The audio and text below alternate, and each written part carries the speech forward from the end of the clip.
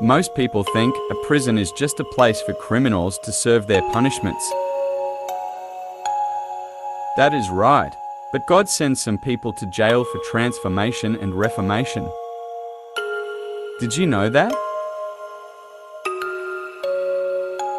Now, here are some amazing testimonies from people who God changed their stories in prison.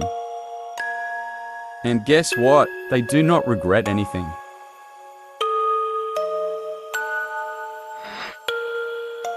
Please don't forget to like, share this video and subscribe to this channel.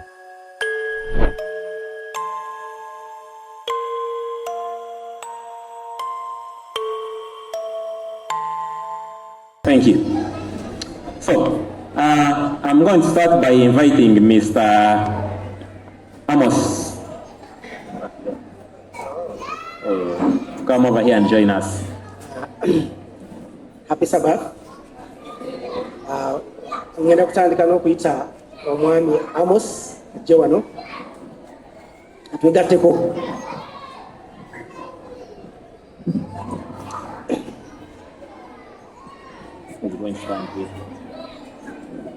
So, Mr. Amos, you are very welcome. Amos, I'm going to ask you about 3 questions and it will be done with you. And you answer us according to what you know and what is on your heart. ngenda kubuuza ebibuuzo bisatu otudde mu kyomanyi nekyotegeera byo. Okay. Now, Mr. Amos, do you remember the first day you stepped in the prison? Do you remember what date of the month it was and what was your feeling? Mwami Amos, ojjukira olunaku lwasooka okulinnya komera n'ennaku nekyewawulira? Ngeri gye weewuliramu kijjukira. Tunyonyolemuko. Kijjukira. Abooluganda Mukama yeebazibwe. Praise the Lord, brethren. Kituufu olunaku lwe nalinnyayo It's through the first day that I stepped into incarceration. lwali lunaku nga bwerutu yali Saturday. It was a day just like today, Sabbath. Ennaku z'omwezi sizijjukira bulungi. He doesn't remember the date exactly. Era nali nteekateeka kugenda ku kanisa. For he was in preparations to go to the church as usual. Naye bwe natuuka mu kifo ekyo, But when he reached at that place, mu butuufu embeera gye nawuliramu kwali kwekyawa. indeed he could not feel himself. Okusinziira mu mbeera gye nali ndimu, That is according to the way he used to live. nga ndaba ensi eringa eweddewo. The world had narrowed up. So lwero lunaku olwasooka mu bulamu bwange nalaba nga sirina mugaso. For he lived to testify that that's when he felt that actually he wouldn't be alive. In other words, he was worthless. What were you doing before you went to prison? What was your occupation? And did you have a family? What was going on with your life? Wali okola ki nga tonagenda mu kkomera amakaago n'ebirala kyekyali kigenda mu maaso mu bulamu bwosebo? Nalina edduuka, nalina omukyala n'omwana. He had a family, actually, together, a wife and a child. Era bwe baali bankwata ku lunaku olwo, For when he was arrested on that day, era mukyala wange namuleka waka. he had left the wife at home. Era ekintu ekyo kyanyiga nnyo. He was tormented a lot. Mu bulamu bwa kyekintu ekyasinga n'okunenyamiza kubanga omukyala nalina akamwanjo nga akyali mugole. Actually, they had just started their marriage. So they had just introduced each other. Bwe nalowoozanga embeera gyemuleseemu. So when he thought about the way how he had left, ng'amulekedde omwana wa myaka 3, having left her with a child of 3 years, so naawe okitegeera tosobola sigala kye kimu. So definitely you stand to count down that actually you can remember the same. How long did you spend in prison? Komera namala mu myaka 11. He spent there 11 years. Which prisons were you in? In other words, have you been in only one prison or you were transferred here and there? wali mu kkomera limu oba watambuzibwa mu makomera ag'enjawulo? natambula amakomera galinga 10. He was transferred to different 10 prisons. Nasookera Kiwoko, First in Chwogo, nengenda Wakyato, then Wachato, nengenda Nakasongola, then Nakasongola, Butuntumula, Upper Prison, Upper Prison here in Ruzira, Masaka, Masaka, Legem, West Nile, Sedizo Pakwash, West Nile, ne Sudan. West Nile near Sudan. The Sudan border. Nenvayo nenzija mu Action Bay. Then from there to Action Bay. Yes, sir. So before you came to prison, were you a Seventhday Adventist? Nga tannajja mu kkomera mukadde waffe wali mu Advent. Nali mu Advent. He was a Seventhday Adventist. Do you notice any changes that ever happened to you while you were in prison? Is there anything you are thankful to God for your time in prison? Olina ekintu kyonna kyewebaliza Katonda ebbanga ly'omala ng'oli mu kkomera? Bingi. Actually, he's so thankful to the Lord for many things that happened or occurred during his incarceration. Ekisooka. First of all, nali mu Advent. he was an Adventist. Naye nga bw'okimanyi nti okusinza ng'abavubuka bwe bamanyi. But as you know, when it comes to praising and worshiping, birowoozo nyinza okusogenda n'osaba ku sabbiiti eno ng'olaba so nga siri munyiikivu. definitely he lost his usual courage for worshiping the Lord as a youth, because then he was a youth. Naye bwe natuuka mu kkomera, But when he reached in prison, kati ate nendaba ti neetaagisiza ddala okunyweza. actually before he went into prison, he was a little bit lukewarm. But reached in the prison, actually he attained much zeal, he became a pious Christian. Ekkomera yasinga okunzijayo lyali ekkomera ly'Ejjinja. Waliyo omukadde bamuyita mukadde wa Sswa ow'Ejjinja, ekkanisa er'Ejjinja. Kati bwe natuukayo Ejjinja n'ayogera muko nange. That actually, if you can remember, he regained his state of being pious as a Christian, raised in Jinja. So awo nentegeera ti bwesidda Katonda ebyange biwedde. So there and then he realized that without God, he's gone. That's powerful. Thank you, Amos. In fact, Amos, the first time I met him was at Maxon Bay. Amos omusisinkana yali mu Action Bay. And I knew him for his ironed uniform, the yellow uniform. His ironed, it would be razor sharp. Namulabanga nga uniform agimalako obudde obuwerako n'ebeerako akakino kalinga ejjirita n'okusala akakasala. And then his shoes were always shiny. N'engatto ze nga zibeerako omuzigo obudde abuziwera ddala. When I saw him today, I looked at his shoes immediately and he still maintained it. Always shiny. Nti ekyo yakikuuma mpaka kaakati bwe mugiraba tebasabasa lwa leero lwokka wabula bweti bwebeera. And also he became a professional painter. Era n'abeera omusizi wa langi omukugu ddala. Sigwa tusigira kanisa ya Maxon Bay. So he's a good painter. He's painted our church there, and even out there after Sabbath you can talk to him for those things. Ye yasiiga ne kanisa ya Action Bay eyazimbibwa nti temumuyisaako omulimu bw'eba alinayo omulimu otumaliriza ate tubeere nga tumwengeji nga mulungi mukadde waffe amuwazeeko eddusu. And one last thing, when it was his time to come out, bwekyali kiseera kye nga kyakubanga mukama amujja mu kkomera, I remember he talked to me and said, yayogera naye n'amugamba, by the way, I rarely put on suits. Like when you see me now, this is not a suit. But that guy had somehow incidentally worn a suit. Alwayo kwambala essuuti kubanga kyayambadde si ssuuti naye engeri ya. So he came to me and said, I see you are putting on a suit and I'm about to get out. Can I give you money and you get for me a suit to go out with? Yamugamba nti waawe ndaba oyambadde essuuti nyinza okukuwa eseera yo n'ofunirayo essuuti. I directed him to a person who would do it better than me, but Long story short, he came out of prison in a suit. Amen. n'amulagirira omuntu abamufunira essuuti naye ekyamazima yavaayo lekanekaniri mu ssuuti I want him to tell us one more thing. What was the feeling of getting out of prison finally? wawulira bulamu ki ng'ovudde mu kkomera oluvannyuma When you got out of a gate like this, what were you thinking? ng'ofunyeddeki ng'ogenda ng'ofunye eddembe lyo okutwaliza awamu saasooka kukkiriza ti bantadde. for sure I never believed that actually I'm released. nayimirira geeti I stood out of the gate. ne ndaba nga bagguddewo. The gate was opened for me. Kati bwe bagoba nga tufulumye ne ŋŋamba naye kituufu oba. Then eventually when the gate was thoroughly opened, I asked myself whether it's true or it's a nightmare.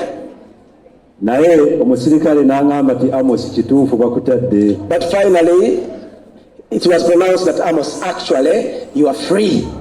Naye twatambula paka ku geeti eri esembayo. When we went through the last gate. Kubanga bagamba nga tebobanga bakafuluma ate abantu baddamu ne bakwata. He had an knowledge actually in the incarceration that actually when you get out they can rearrest you.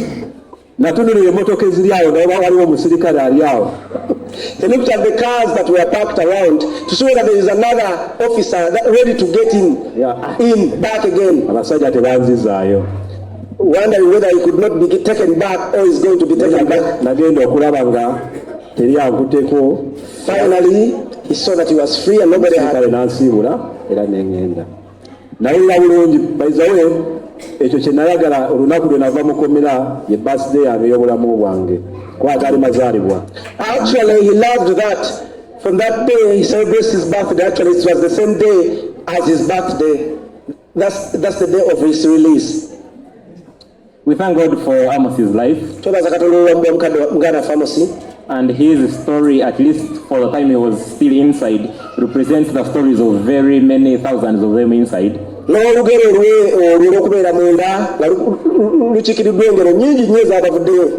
his story of release can represent many more who are still there.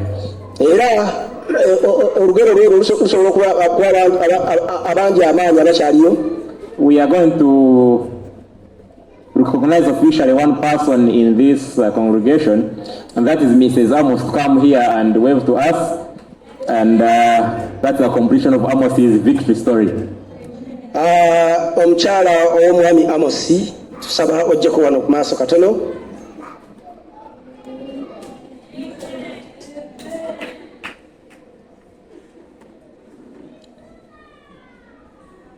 Many times our enemies, when they get out, they come back telling us, I found my wife had been stolen.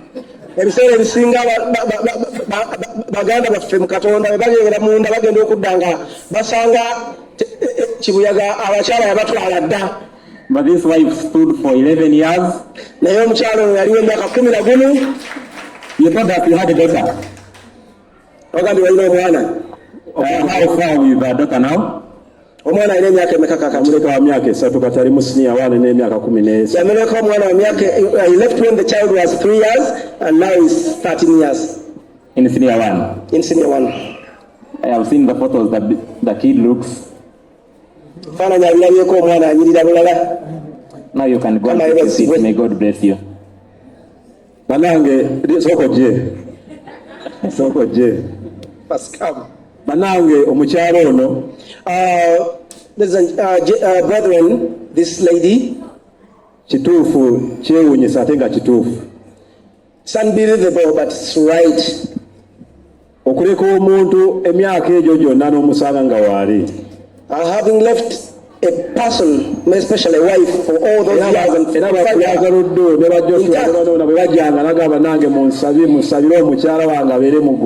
actually when the brethren came for prayers and other stuff for worship, he requested them for a prayer to the wife. She told him a word.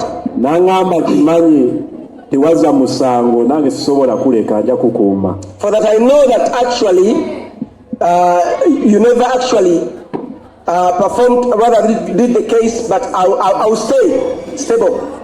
Baizawe kambagambe ekigambo kitono temulowooza ti buli muntu yenna ali luziramuzi wa misango.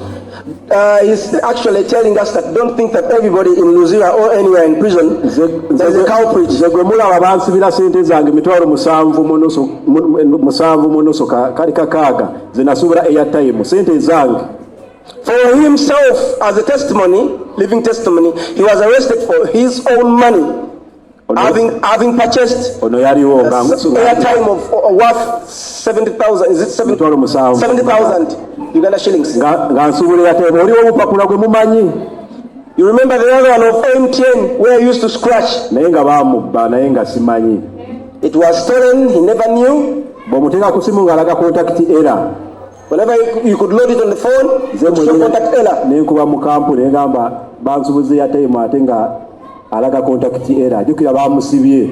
He called, was it MTN? He called MTN and then he actually complained that I was given airtime, which actually is not functioning. Kati nebagamba yate mulabulako ebintu bingi so nenga bwe mukitegeera agamba wagula guwatuma bishi kati nga sirina kyakula lemberekera Katonda. That the issue of the airtime actually as in calling back or getting back to him, that the issue of the airtime had to do with a lot of robbery and theft and all stuff that he had nothing to do. So ebyo sigenda bigenda wala naye n'ababba babakwata naye nasigala nebaza n'oli yanguza mwennyini n'atuuka mu kooti nakkiriza ati kituufu nze yamuguza naye omulamuzi n'agamba ti mwabagula mwabatuma. That actually at this point in time reached in court, even the person that sold the airtime to him actually admitted the fault, but the judge or the magistrate persistently said no, you must be accountable. So lw'olugero lwange naye Mukama mwebaza newankubadde tikyaliwo ate nebaza uyinza obutakikiriza nebaza olw'okubanga Katonda yansindika mu prison. So even though he's thankful, even though such a thing happened, but he's thankful to God. You might not understand it when he says he's thankful for being sent into prison for nothing that has actually he did. But he has got quite a lot. So many friends, useful friends. He's a new creature. He has known Christ deeper than ever before. So nsaba mukyala wange Mukama kuwa omukisa.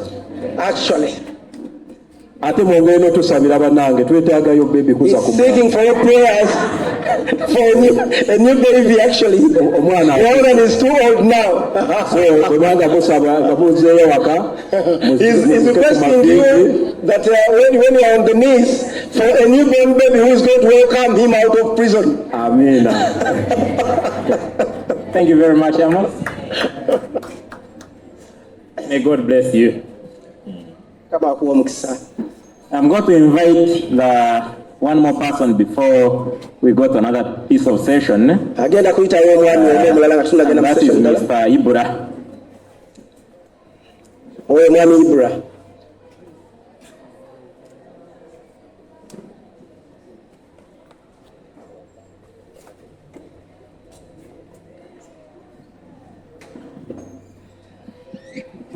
You're welcome, Mr. Ibura. Amen. First time I met Ibra was in remand. I would always be assured that when I enter remand, there is a person who is going to come smiling with a long handshake.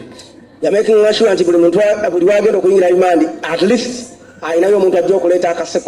So his smile is not plastic, like he has been with it for long. Ibra was released last month. And Mr. Ibra, I would like you to tell us when did you enter prison and what was the experience as a first timer in prison and where was that? Mwami Ibra tusaba tubulireko wayingira dyekomera wafuna bisoomooza ki n'omulundi gwo gwasooka okubeerayo wawulira otya? Abooluganda Mukama yeebazibwe. Praise the Lord, brethren. Mbaagala nnyo mu linnya lya Yesu. I love you so much in the name of the Lord Christ. Amanya mpitibwa Barigeya Ibula. My name is Mr. Barigeya Ibra. Musajja Musoga. I'm a Musoga by tribe. Waffe Ganga Mayuge. Comes from Mayuge district. Naye no Kampala mbeera Kasubi. In Kampala, he stays in Kasubi. N'essanyu lyange.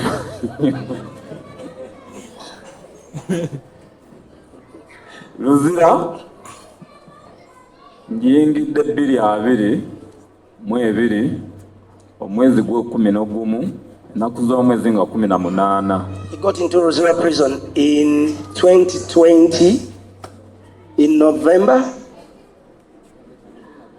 16th, 2022. Luzira abansi ba myaka 2. Was in there for 2 years.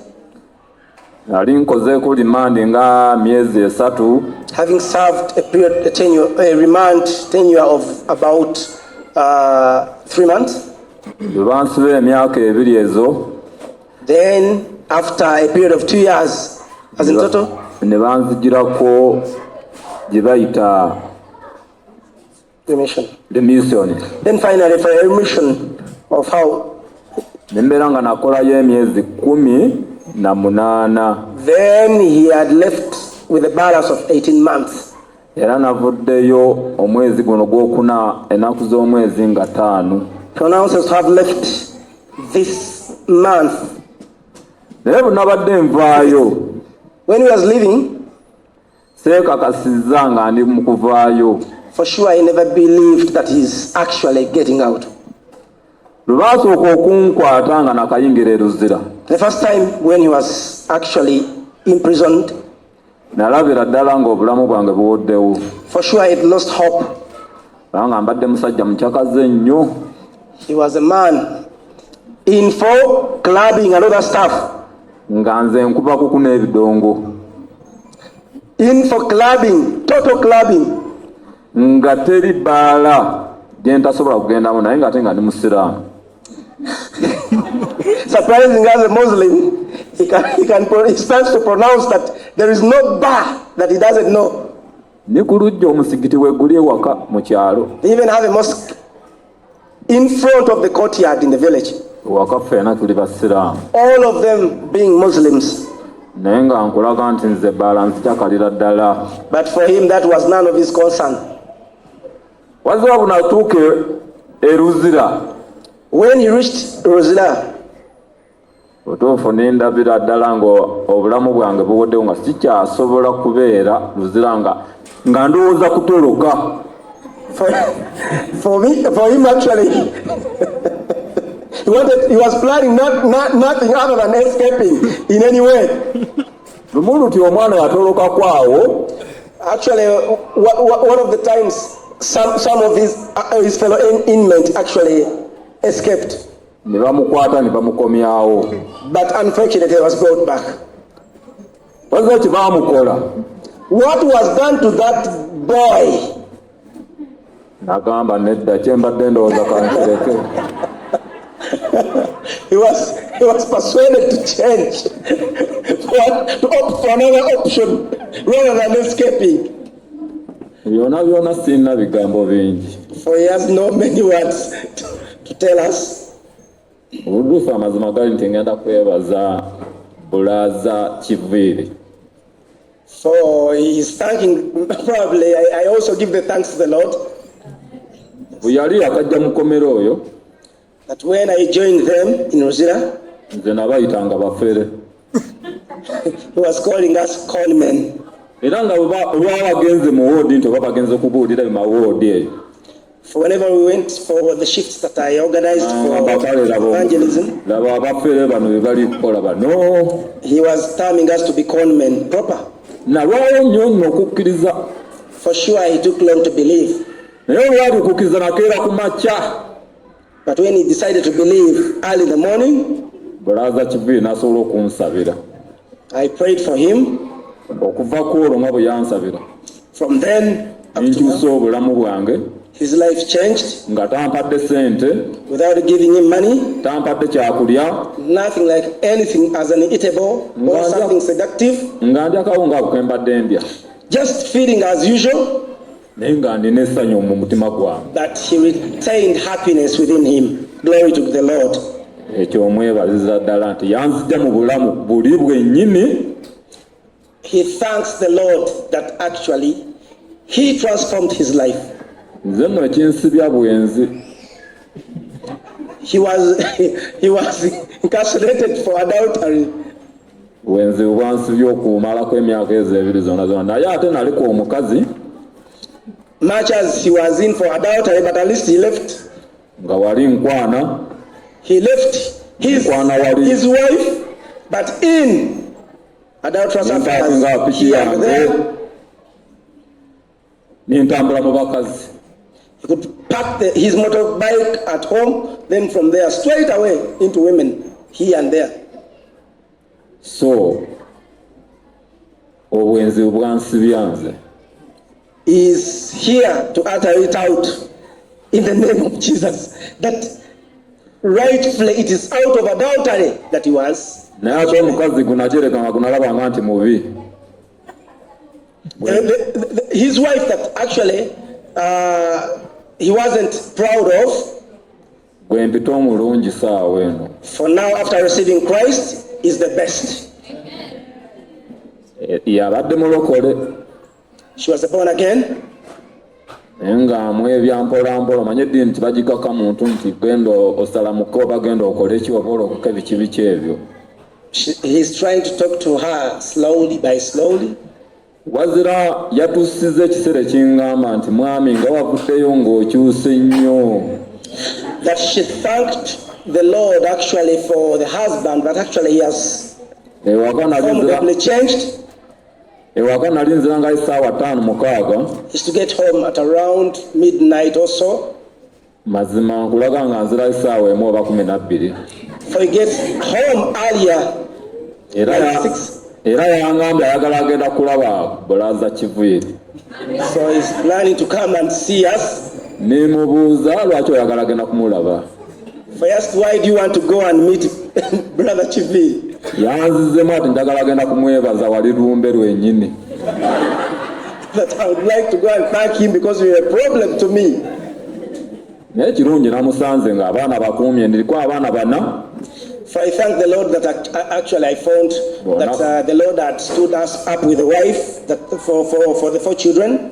Bonna nabasanzewo nga balamu. I found them so good and healthy. Kozi kati mulimu gwe ntalina ssaawa eno. For he's now jobless. Ebbanga lyemaze ebintu byange byasansuka byonna. Everything actually is weared out, torn out now.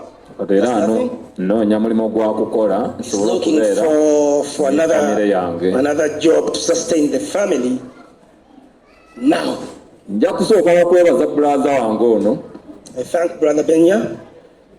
Bulaza Kiviiri watabeereddeyo kubanga yali avuddeyo ddewe. Much as I'd left them there.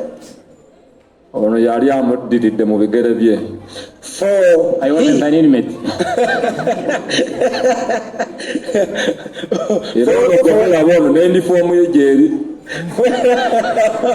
baagitungira ddala. He even went ahead because of the love he had for him to prepare for him a uniform.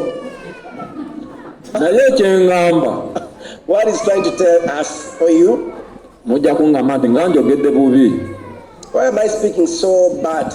You might take it as in a form of speaking badly. Mbadde nsaba bulaza Kiviiri oba nate afuneyo omusango ogumuzzaayo nate. He's asking that I should get another. Kubanga abantu abali abaagala okuwulira ekigambo. There are so many people there actually who are thirsty of the gospel that actually you should join him in prayer so that I may go back. Be basinga obungi. That there are very many. So mbadde nsaba bulaza Kiviiri zaayoko omusango omala oba okuba mu nkukuba. Eyanzizza nnyo okumpuliza mu butuufu nina essanyu ly'amaanyi nnyo. He's so happy. I'm thankful to the Lord okubanga navudde mukomera nga ni mulamu for being out of the prison when he's alive ate nembera nga nakkiriza Yesu Kristo nga yafuga mu bulamu bwange and having accepted to take Christ as his personal savior. abooluganda Mukama yeebazibwe. Amina. Glory be to the Lord. Thank you very much, Jesus. Brother Ibula. Now when he said to him, Salam alaikum, he replies, Walaikum advent. He has mentioned a few words, remand, then remission, and a few other weird terminologies, which at this moment, before we receive the next two short testimonies, I'm going to invite Sister Counsel Catherine to take us through a small debrief of the legalities of prison. Agenda kuyita ku mwannyinaffe mukyala Catherine atuyiseemu mu bitonotono eby'amateeka ate eby'amakomera. How do you end up in prison? Yayingira ate ekkomera n'ebiringa ebyo. And when you enter, how do you get out? Era bw'oyingira ofuluma otya. The Bible tells us in Revelation 2 that many of you are going to be cast into prison. Ku bikulwa kututegeeza ekigambo ekyo nti ffenna ekkomera tujja kuliyingira. I already booked a spot in Chitalia. My uniform is remarked, but for my one Chitalia, I mean, if my time should be. Omukulu yalonda Chitalia sijja kudda mu bigambo bye naye yalonda yatya. So you're welcome, Sister Catherine, for a few minutes. Then we shall proceed with just two more and we shall be done. Oluganda Catherine tukwaniriza.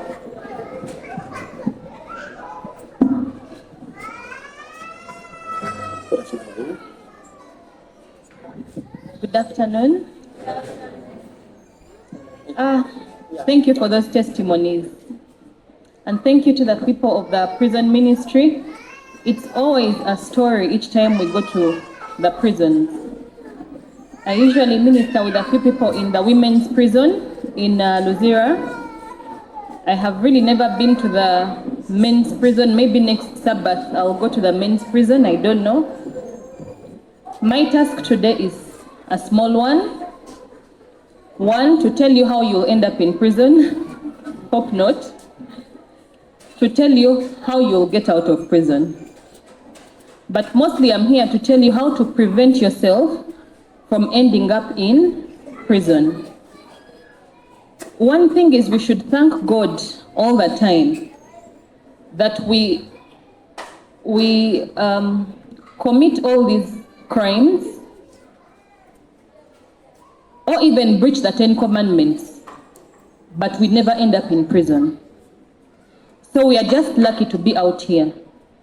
When you go for ministry, like in the women's prison, and you listen to their stories and testimonies, you'll find that people do the same things you might be doing outside, but you're just lucky. You're still at large. You're just lucky no one complained about you. You're just lucky you're out here. So as Christians, we have to maintain it like this and be out here. Don't go to prison for any reason, is what I'm trying to say. So as Christians, how can we prevent that? Of course, if you commit a crime, you're going to go to prison. If you get caught committing a crime, you're going to go to prison. That one, it's a given. But once, I don't know where to start. Once, okay, let me say now police has got you, because they've been told to tell you about the legal situation of how you end up in jail. So normally, you'll be a suspect. If let's say you've committed an offense against the laws of the country, usually you will start by being a suspect. So at that point of being a suspect, you're just going to be taken to police. While at police, you have some remedies for you. What can you do when you're at police? As an Adventist, you're at police, you've been suspected for committing a crime. What can you do now? First of all, you have to first understand, why are you a suspect? What is the charge against you? What have you done? That is where you have to start from. Because no one goes to police for no reason. One, there has to be a reason. And after there being a reason, you have to know that even if you're a suspect or an accused, let me say now police has taken you and now you've continued to prison, you have to know that you have some rights. Okay? You might know in your heart that, yes, I committed this offense. Or you might be innocent. There are many people there in Luzira that are actually innocent, but they are victims of circumstances. Whatever you are, as long as you're in there as a suspect or an accused person, you have to remember that you have some rights. The first right being the right to remain silent. Okay? The first right is your right to remain silent. They have caught you, they have said you've stolen money. And they're asking you questions. Where is the money? Where have you put the money? Is this our money? You can just keep quiet. You don't have to tell them anything. Because sometimes you will be innocent, but the things you say, like I've said, you are a victim of circumstances. They just continue to make you an even better suspect. You know? So you have to exercise your right to remain silent. You also have another right. You can tell them you have a right to call your lawyer. I don't advise people, if you can afford or if you have some legal aid friend, a person who can give you free legal services, please always lawyer up. Get a lawyer to help you in those circumstances. Don't represent yourself.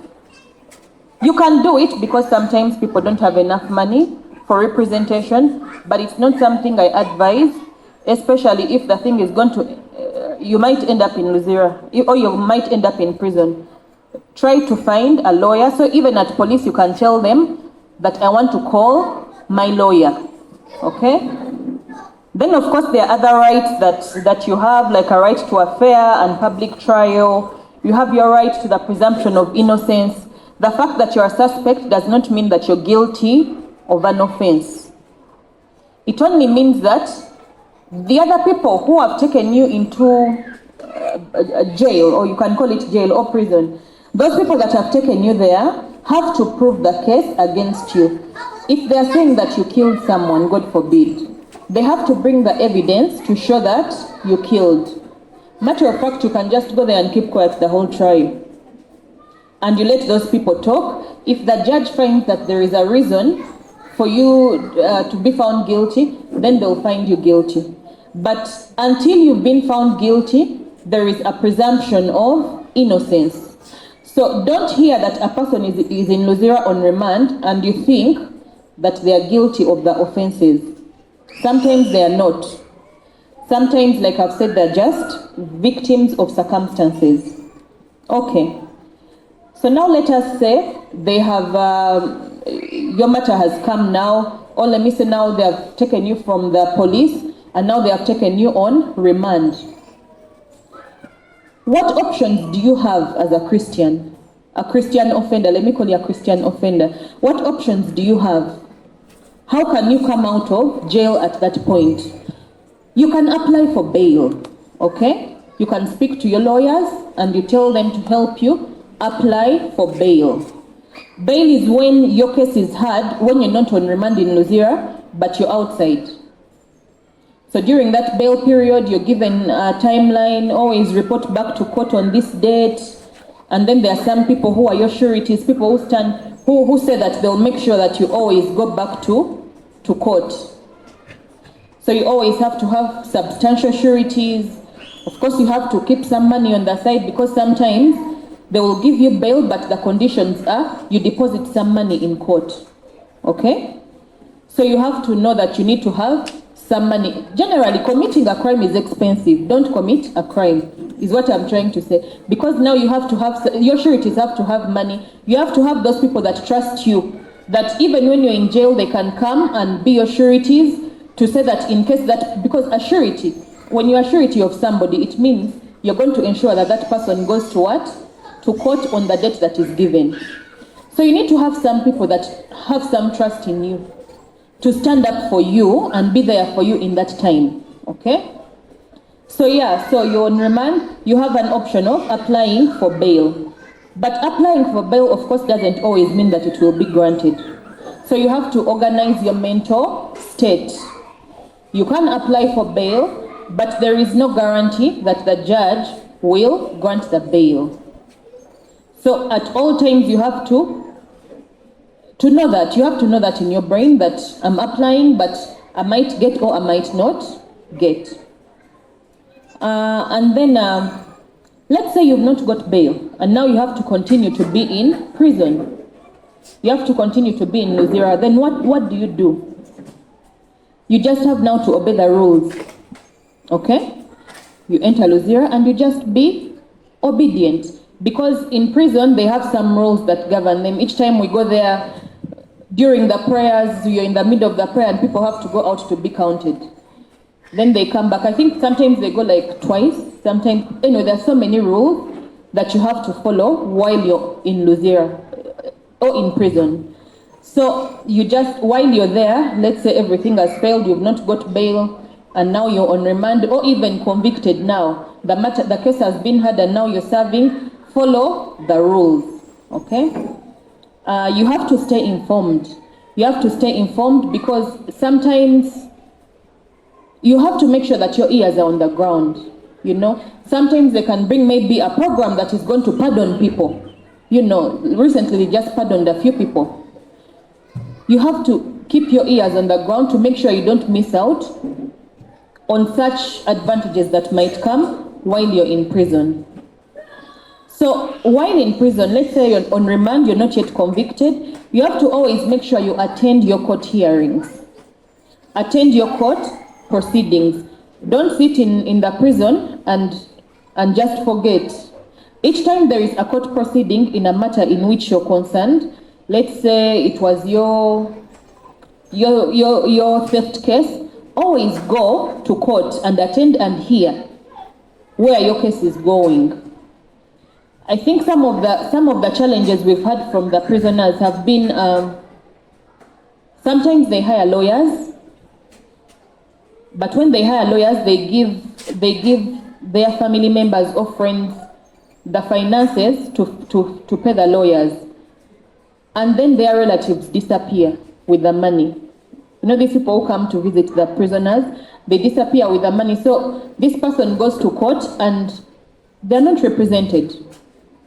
So that happens a lot in prison. But you can only know that if you attend your own proceedings, that, my matter came up, but I wasn't represented. So you represent yourself. Now that you have to represent yourself. Okay. So what happens now if now the case has been heard, you've attended your court proceedings, and now you've been found guilty? When you're found guilty, now it means now you're going to serve the penalty. Let's say they have given you 3 years in jail. Now you have to serve the 3 years. But even in that period, after you've been convicted, you have some rights. Okay? There are some legal rights that you have. You can appeal.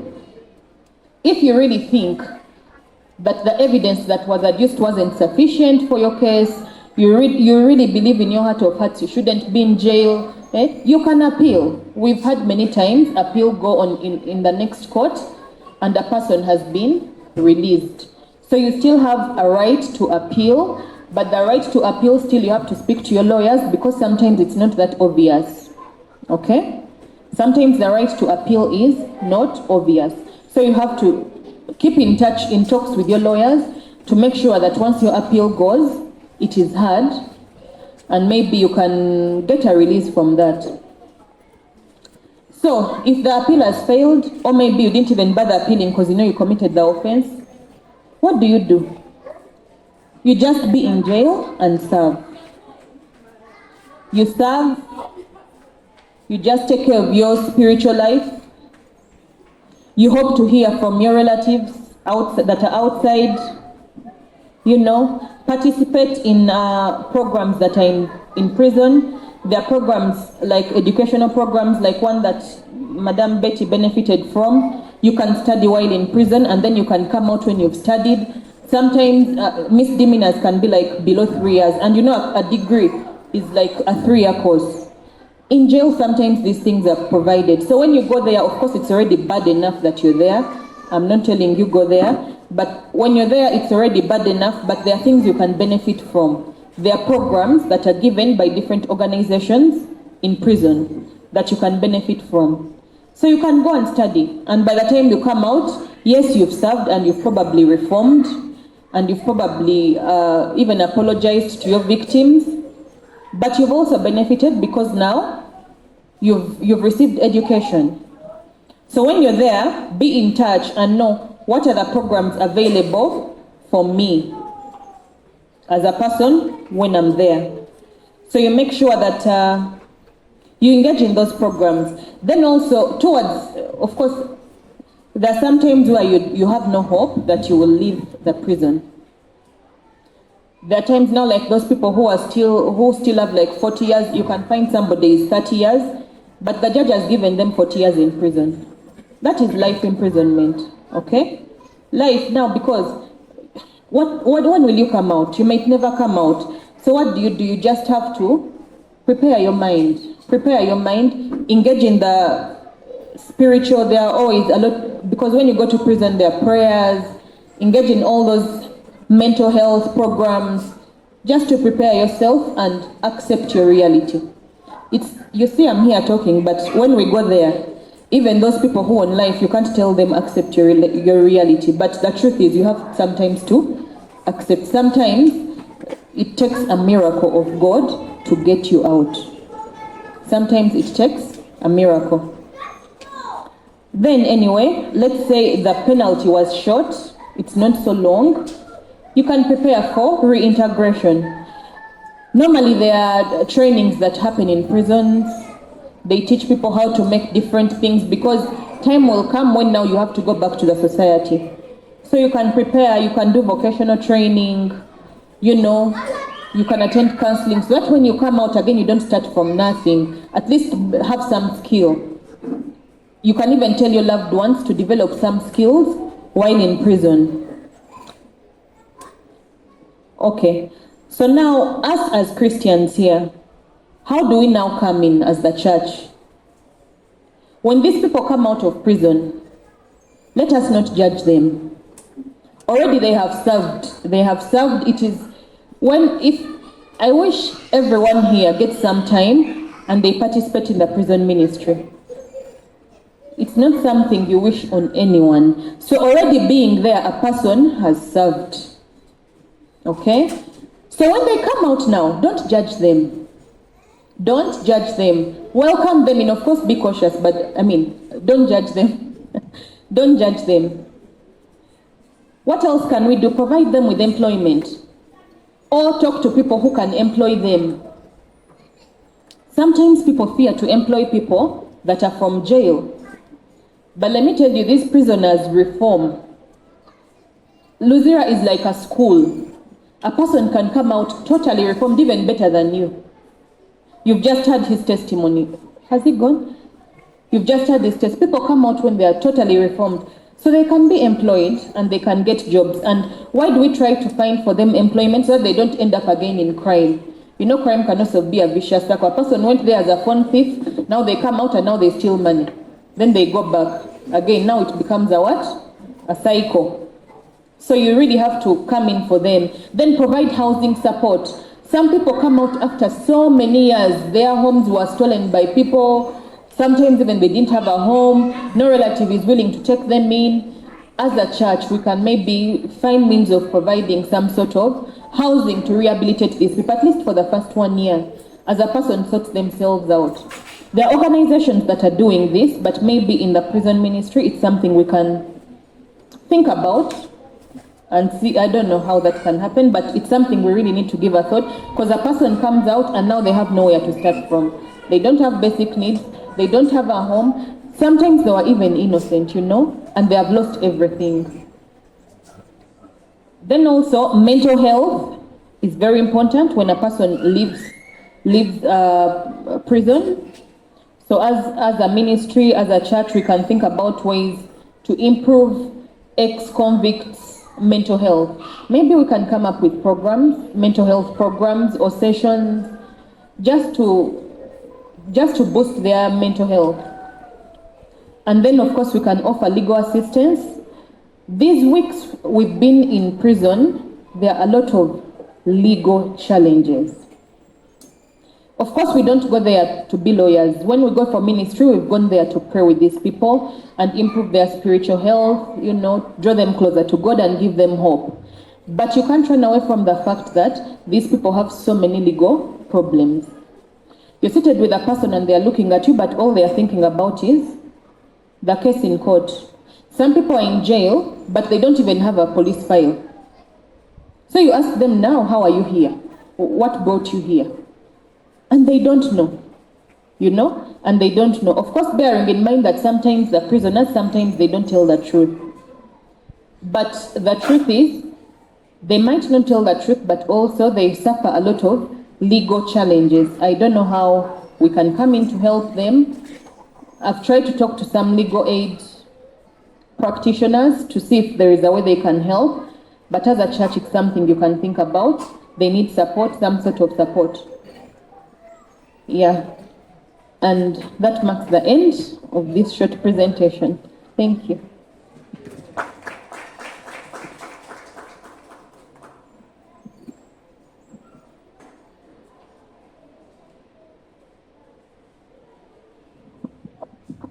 Thank you very much, Catherine. Do we have any question? Only one, if there is any. Wonderful. We are good to go. We are going to have the last two testimonies. Chivili, I want you back here. And you help me come with Brother Kaifa. Oh, well, Andrew. Okay, Andrew, are you? Okay.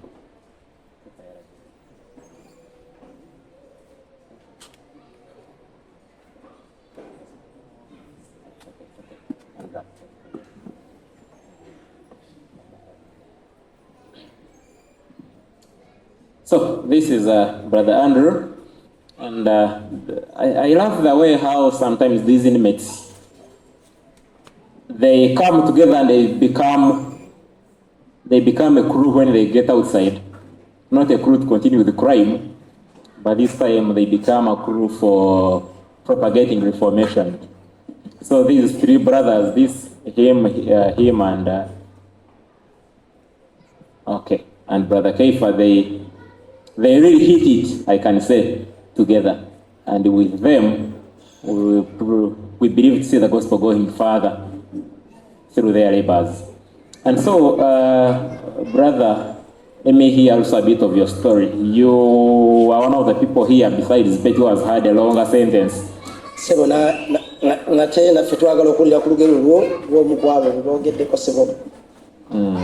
When did you go to prison and where was that? Wagenda ddi mukomera era lwalunaku ki era wa Mukama waffe yeebazibwe. Praise the Lord Jesus. Nze amannya gange nze Mulindwa Andrew. My name is Mulindwa Andrew. Nayingira ekkomera mu 28 January nga 8. I went into prison in January nga 8. January 8th, 2008. Nga bansalidde omusango ogw'okutta omuntu. Having been convicted of murder. Naye nga amazima satta muntu. But for real, I never killed anyone. Olugero olwo lwali bwe luti. The story was as so. Maama wange yali tannava mu bulamu bw'ensi. Before the death of my mother, nalina omuze. I had ogusanga a habit abaana abo abasula ebweru ku nguudo of finding those street kids. Nga nina nnyo ekisa gye bali. Had a lot of mercy upon them. Nze nakwatanga bukwasi. I just got hold also that I found, and I take to my mother at home. Nga musuubiza ngenda kuleeta sente ze balya. Then I tell mom that keep the street kid and wait to bring the money for feeding. But on that day, kwolwo nali simanyi Katonda. I never knew God then. Nasanga omusajja. I found a man. Zaali ssaawa nga 3 ez'ekiro. It was around 9 in the night. Nga yeesigamye ku kisenge ngaawo. Leaning on the wall just like there. N'enva eri. Then from nowhere. kubanga omuze gwange nali sobola kuyita ku muntu nga nawe musanze. I would not pass. Wakiri nsooka ne mubuuza kiki ekikutuuza. I would not pass by someone without asking really what has happened, because it was his habit. Nali siri musajja mukulu nnyo. I wasn't a grown-up gentleman. Nali nkyali muvubuka akulirira. I was a young growing child. Nakyama. I branched off. Nasooka ne muyitako ebigere nga bisatu. Having passed by the gentleman about 2 feet. Kuba okusinga omukwano naguyinanga ku baana abo abato. My love was mostly vested within the kids. Naye bwe nadda emabega nga mmaze omuyitako nga ndaba ate musajja mukulu. But when I made a retreat behind, and I saw that this was a man who was not a child. Yalina essimu ye mu ngalo. Had his phone with him. Mu budde obwo nali simanyi na ssimu. By then I didn't know even the art of the phones. Ng'alina ne wallet ye mu ngalo. With his wallet in his arms. Nga yeesigame ku kisenge. But leaning on the wall. Nze kye nasinga okugenderera gwe omusaayi ogwamuva mu nnyindo. What I witnessed was the blood that was coming from the nose. Era bwe nasembera okumpi bwali bwe nti. When I came near to him where I was, I touched him. N'ensigaza fingerprint zange ku mubiri. So my fingerprints were left onto the body of the gentleman. I tried to call him, what is the problem, gentleman? Ngezeko kufuna spiki wali ezivuga boda bakutwala wakota midde. Asking him that, are you a drunkard, so that I may get a boda from down there to take you home? Yali tanziramu kigambo kyonna. Without anything as a reply then. Mukumukwatako bwe nti yagenda bugenzi wansi. Touching him like this just went down. Nze natyamu nenzirukirawo nengenda waka. I was so scared and ready to go. Nayogera naye nti nagwe nkuteko. Never talk to anybody, even my mom, that I have touched. Naye ate we namukwatirako. But by the time I touched him, waliyo omuntu eyali akola ki? There was somebody somewhere eyali andaba. Looking at actually I was seen by somebody. For me, I never saw anybody. Nagenda bugenzi waka. I just ran back home. Nga nkola bisigadde nga wembeera bulijjo. Maintaining my usual business. Wabula enkeera nga ziweze ssaawa 3 ez'okumakya. But in the morning at around 9, nali ndi awo. Seated there, comfortably. A police patrol. Bagamba maama wange. Telling my mom. Oyo mutabani ogwe twagala. Want your son. Nange mutima ne neebuuza patrol enjagaza ki. For I asked my question, what the patrol was in for. Nasooka ne mbeera sitaaka mu birowoozo. I was actually perturbed. Nentetenkanya we mbaddukirako. Finally, I thought of running away. Mu kiseera ekyo ekikomera kyali kiwanvu ate kiriko n'amacupa. I could not climb the fence because kati neetooloola munda bwe nti. So I just tried to move around within it. Nennemererwa okufuna awempita. I failed to get a nearby way through. Nawunzika nyimiridde mu corridor bwe nti. Finally standing in a corridor. Ne bankwata. Got arrested. Bantuusa ku poliisi eyo Kawala. To Kawala police station. Kutuukawo nga bagamba y'ono. Reaching there that he is the one. Naye nga sinnamanya ki kinkwasisa. Not even aware of anything that I've been arrested for. Basooka ne bantwala remand home enaggulu kuba nali emyaka gyange teginzikiriza kuntwala mu. As a juvenile, I was taken to remand at Naguru. Naye nga nakaweza emyaka 17. Kept there until 17 years old. Bankyusizaawo transfer ne bantwala mu kkomera ery'abakulu upper prison e Luzira. Transfer to Luzira upper prison.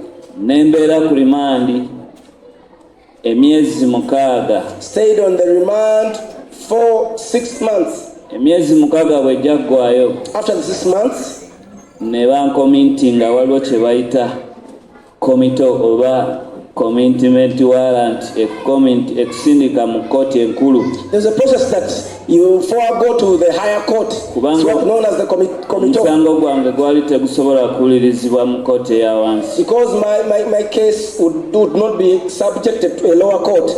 Naye emyezi egyo gyonna 6. But during those 6 months, jagwako sinategeera lwaki ndi mukomera. For sure, there was nothing that I ever been told about why I am still incarcerated. Olunaku lwentegeera nti nno ndi ku musango bwe guti. The day that I knew that actually this is the case, lwe lunaku lwe bandeetera ekipapula ekyo. That's the time when they brought that the document. Omusango gwo gusindikiddwa mu kkooti enkulu. Telling me that your case has been transferred to the higher court. Ovunaanibwa omusango gw'okutta omuntu. Having killed someone, committed murder. Nawulira nga amatu gange galinga omuntu ankubye empi. Ne gawuuma. As if I've been slapped in the ears. Amazima natunuulira mama wange ng'akyaliwo. I looked at my mom when she was still there. Ng'aba prison bo. The prison wardens. Bali kumpi nnyo nange bwe bati tebalina gwe baganya yadde okunsemberera. By that time they had nothing else apart from keeping me close to work, just for rest, awaiting for transfer. Bansindika mu kkomera. I was sent to another prison. Gwe mulundi gwange ogwasooka. That was my first time. Ate nga nzikiriza mu Katonda gwe gwasembayo okuyingira ekkomera. For I believe that it's the first and last time for me to enter into prison. Nayingira ekkomera obudde bwali bwa kawungeezi. It was evening time when he was getting in. Nasooka ne ndowooza. At first I thought, wano we bandeese nze ndiwo nzekka nze nsoose kuba ekkomera liri ddene. I was there and I thought as if I am alone here. Have they brought me just to keep me here alone? Because it's a very big prison. Dijjudde abasirikale waggulu eririina kamera. Ekiro bwe bantuusa nagamba nze gwe balese nzekka. At night I asked myself whether I have been just kept there alone. Ne nnyingira ekkomera eryo. So I went in. Ne mbeeramu emyaka 5 ku remand n'emyezi 11. I stayed there for 5 years and 11 months. Olwo sinaba kuweebwa kibonerezo. Without actually being subjected to conviction. Ne maliriza emyaka 5 n'emyezi 11. After 5 years and 11 months. Mu mwezi ogw'Ekumi 2013. In November 2013. Nga musanvu. 7th November 2013. Kubanga baŋŋamba ogenda kulinda essaawa 3 ezitamanyikiddwa n'olunaku lwakusatu. Buli lunaku essaawa 3 nabeeranga ku radio kubanga tulinayo radio ze batuteerako batega radio 2, Radio Simba ne KFM. They used actually to have 2 stations that they used to make them listen to, Radio Simba and KFM then. Every day. Nalinde essaawa 3 buli ssaawa 3 lwe zituuka mbeerawo bwe nti. Every morning at 9 he could be there. Natuuka ne kinzigwamu ekyo. Until when he got used to that. Nensooka ntegeera mu mutima nti nina okweggyamu ebirowoozo by'ebweru. Slowly by slowly he had to cast out that kind of feeling that is still outside. Nina okufuula wano